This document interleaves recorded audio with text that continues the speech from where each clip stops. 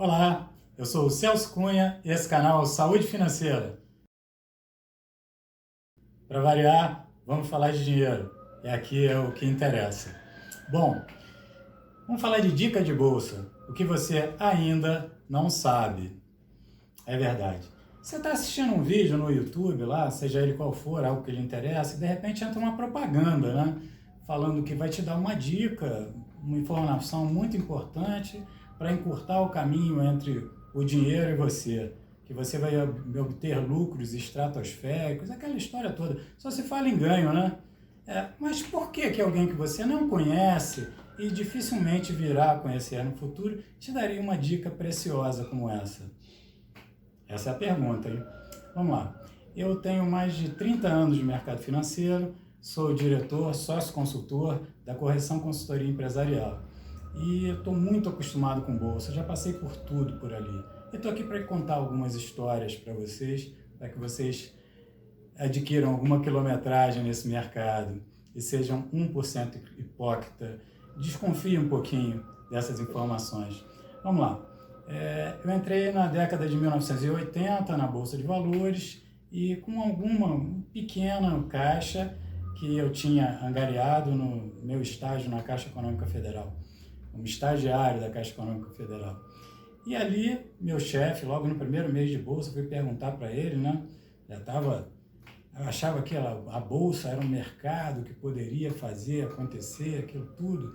E virei para ele e perguntei, o que eu compro? Eu queria comprar alguma coisa no papel que fosse dar um lucro, né, razoável e tal. E ele falou, compra Cobrasfer. E eu peguei metade do que eu tinha e comprei Cobrasfer. Um mês depois, a CVM interrompeu as negociações e a empresa faliu. E eu fui perguntar a ele sobre isso, né? Eu falei, e aí, o que eu faço agora? Aí ele, aprenda com o que aconteceu contigo. Isso é experiência. Mercado de risco, já diz tudo. Isso é risco. Renda variável. E tudo pode acontecer, inclusive nada.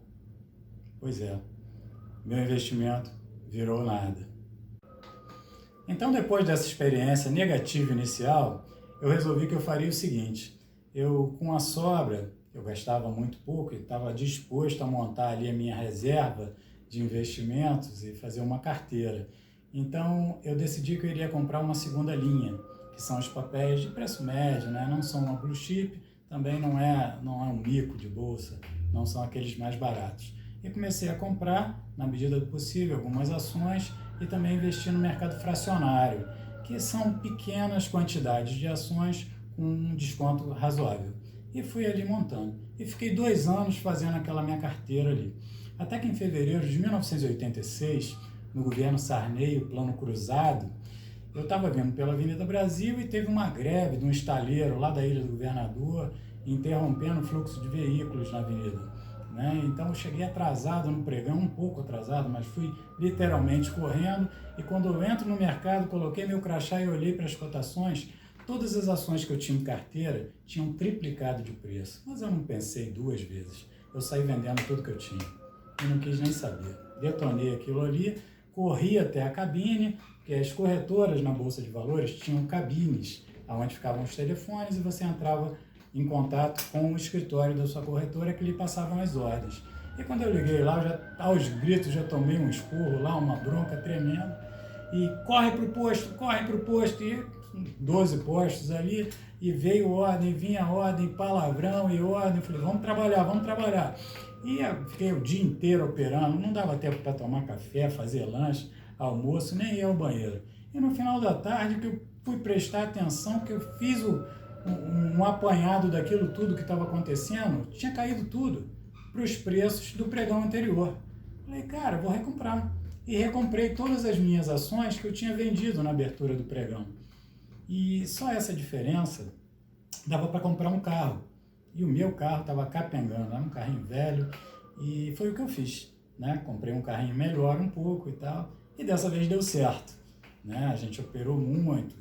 E se vocês olharem os gráficos da época, foi o que aconteceu. Abriu em cima, caiu e depois foi subindo aos poucos ao longo dos anos, até o ano seguinte, 1987, e eu migrei da Bolsa do Rio para a Bolsa de São Paulo. onde eu me tornei gerente de bolsa, um dos mais novos da história, com 20 anos de idade. Pois é, às vezes as coisas vão bem, outras vezes nem tanto. E nessa época, a gente chamava, é de praxe chamar no mercado, as pessoas que acertam mais do que erram, que dão dicas realmente preciosas, que ficam ali no grupinho, a gente costuma chamar de guru. Rotula-se essa pessoa como guru do mercado ou guru da bolsa. E eu entendia que aquele meu chefe lá antigo, da antiga corretora, não era um guru da bolsa, mas alguns realmente divulgavam a boca pequena dicas preciosas. Mas você tem que sempre desconfiar e procurar os caminhos reais do sucesso no investimento em ações. Agora, voltando àquela pergunta, por que uma pessoa que você não conhece, que provavelmente não virá acontecer, te daria uma dica preciosa assim, de mão beijada, na bandeja? Por quê? Bom, teriam algumas possibilidades, né? A primeira é porque ela poderia estar querendo colocar mais pessoas nesse grupo de compradores, elevando o preço dessas ações. E isso ocorre sempre depois que ele compra. Aí que ele distribui a dica, né? Primeiro ele compra para ele, para a carteira administrada também da corretora, ou que ele venha, né, esteja operando por ela, e depois ele começa a divulgar para o mercado e colocar mais pessoas nisso aí. Às vezes dá certo, outras vezes não. Os pequenos investidores no mercado são chamados de sardinhas, e os grandes investidores, as grandes empresas que atuam até na ponta contrária, são chamados de tubarões. Normalmente os tubarões vencem essa briga aí, mas eventualmente acontece o contrário. Dá uma olhada aí.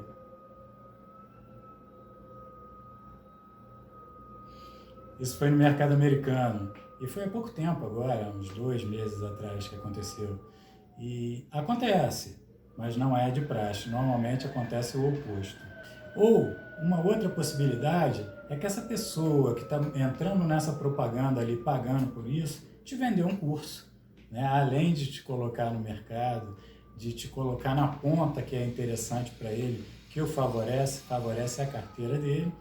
E muitas vezes isso acontece e essa informação vem a público e não é verdadeira. Dá uma olhada nessa aí, nessa empresa de telefonia nacional.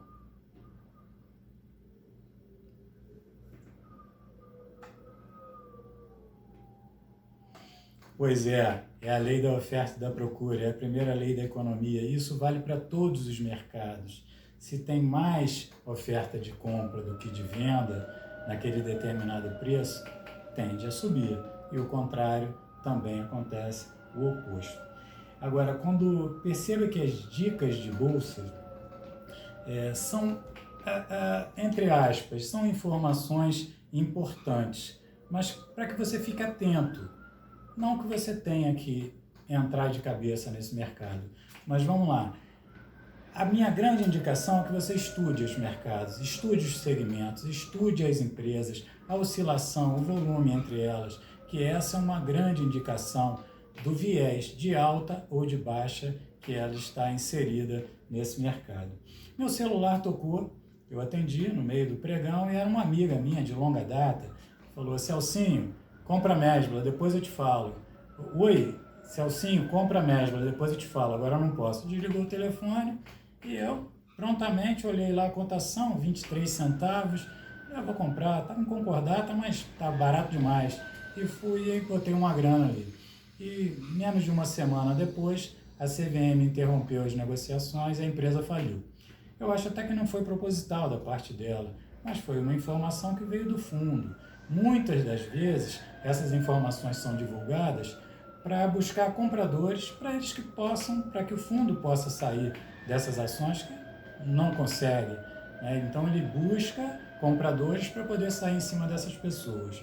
Tem uma história que eu participei dela no pregão, um turco, muito conhecido no mercado, chamou para a posição dele, que ele dizia que era firme, um judeu que muito conhecido no segmento de lingeries.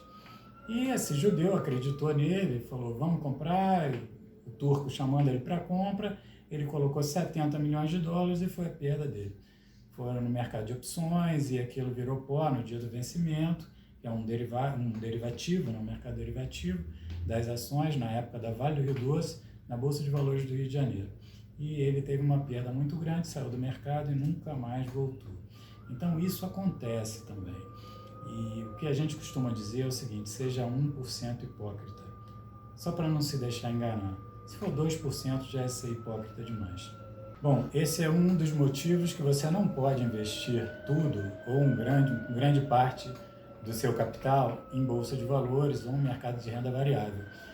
Eu sempre digo que você deve começar pequeno, talvez com 5% do líquido que você mantenha e chegando até 30%, desde que essa posição seja favorável. E nunca entrar de uma vez, nem sair de uma vez. Opere aos poucos, gire essas ações.